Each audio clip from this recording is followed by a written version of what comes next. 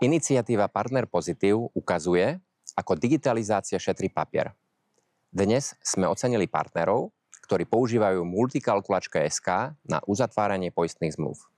Spolu sme už ušetrili 422 tón papiera, čo je približne 10 000 stromov alebo 8 hektárov lesa. Toto ocenenie partnerov spájame s výsadbou nových stromov na základnej škole v Rusovciach, aby sme symbolicky pripomenuli, že na ochrane životného prostredia sa môžeme podieľať všetci. Z prírody neustále čerpáme nejaké zdroje a energiu. Myslíte si, že sa to dá vnímať ako pôžička a že by sme to mali v prírode vracať? Aký je váš názor a aké enviro projekty pripravila vaša firma? Určite áno. Bez prírody není života. Bez prírody by sme neexistovali ani my ako takí. Za našu spoločnosť PFM Insurance od 2019 roku fungujeme bez papiera, čiže paperless. Všetka naša klientská dokumentácia je riešená iba čisto v online priestore, čiže to je taký príspevok, by som povedal. A v zásade asi aj celosvetový trend, čo sa týka zmluvných vzťahov, ktoré dnes už je jednoduchšie uchovávať na nejakých elektronických médiách ako v papieri.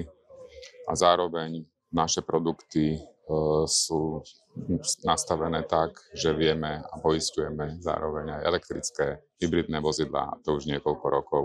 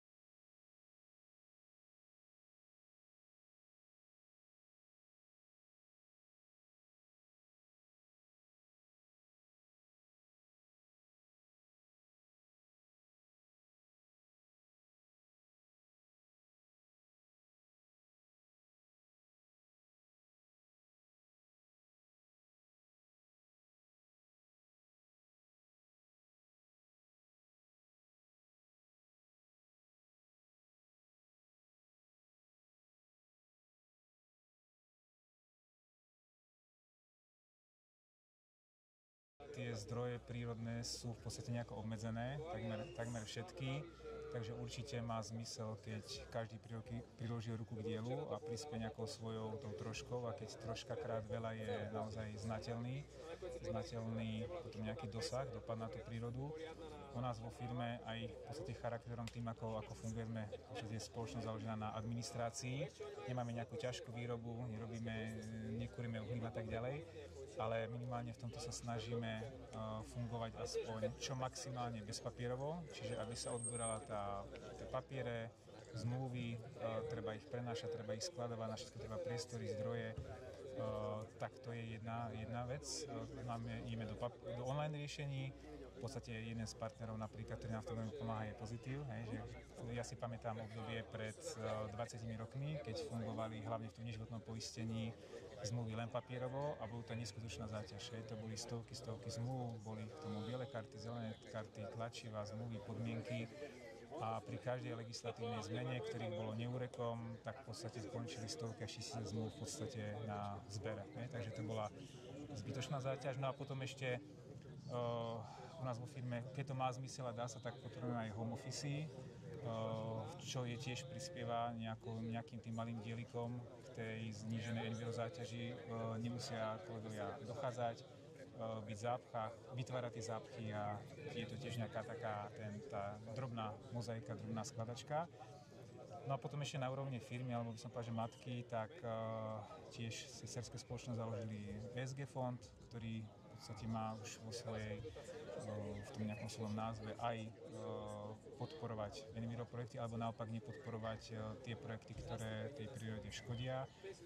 No a potom už samozrejme každý nejakým malým dielom aj v tej kancelárii nejaké triedenie odpadu, že nazveme papier, plasty. A to je taká, by som povedal, že jedna z tých asi najuchopiteľnejších spôsobov, ako môže človek k tomu prispieť, každý ako z nás jednotlivec, bez ohľadu na to, čo robí.